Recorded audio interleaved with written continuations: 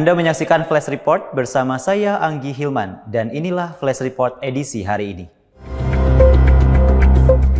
Presiden Prabowo Subianto meresmikan 218 jembatan yang tersebar di berbagai wilayah Indonesia.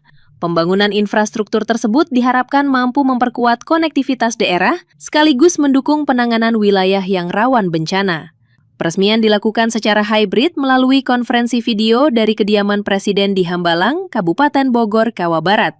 Dalam sambutannya, Presiden menegaskan pentingnya pembangunan infrastruktur yang tangguh, mengingat kondisi geografis Indonesia yang berada di kawasan rawan bencana. Menurut Presiden, kondisi tersebut memberikan potensi sumber daya alam yang melimpah, namun juga menuntut kesiapsiagaan dalam menghadapi bencana alam. Selain itu, Presiden menegaskan jembatan ini merupakan upaya pemerintah dalam menjawab kesulitan masyarakat.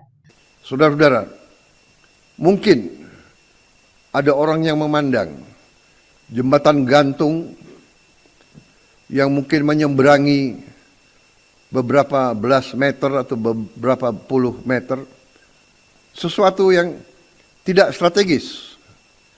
Ada pihak-pihak yang ingin membangun monumen-monumen besar, membangun pencakar langit, membangun gedung-gedung mewah. Tidak. Pemerintah yang saya pimpin bangga bahwa kita menjawab kesulitan rakyat kita yang paling kecil, rakyat kita yang paling jauh, rakyat kita yang paling terpencil. Saudara-saudara sekalian, terima kasih jerih payah saudara-saudara.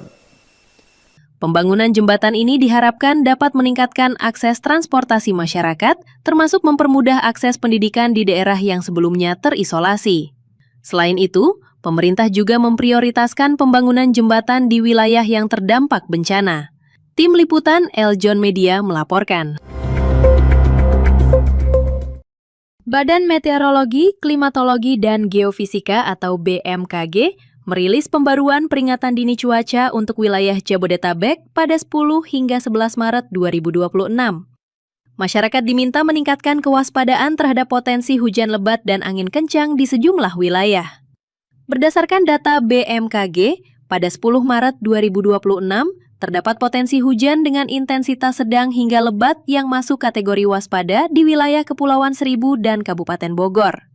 Kondisi tersebut berpotensi menimbulkan genangan air, luapan sungai, hingga potensi longsor di daerah dengan kondisi geografis yang rentan.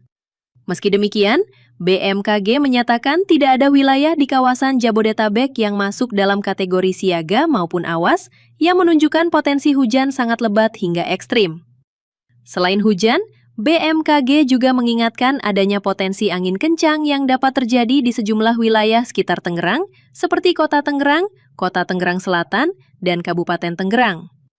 Angin kencang berpotensi menyebabkan pohon tumbang, kerusakan ringan pada bangunan, hingga mengganggu aktivitas masyarakat di luar ruangan.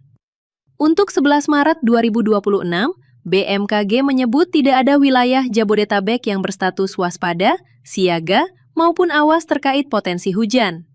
Namun, peringatan dini terkait angin kencang masih berlaku di sejumlah wilayah, termasuk Jakarta Utara, Jakarta Pusat, Jakarta Barat, Jakarta Timur, Jakarta Selatan, serta Kepulauan Seribu. BMKG mengimbau masyarakat untuk terus memantau perkembangan informasi cuaca resmi, serta meningkatkan kewaspadaan, terutama bagi pengguna jalan, nelayan, dan warga yang beraktivitas di ruang terbuka. Tim Liputan Eljon Media melaporkan. Demikian Flash Report kali ini. Ikuti terus berita terkini seputar pariwisata, bisnis, dan investasi di eljonnews.com.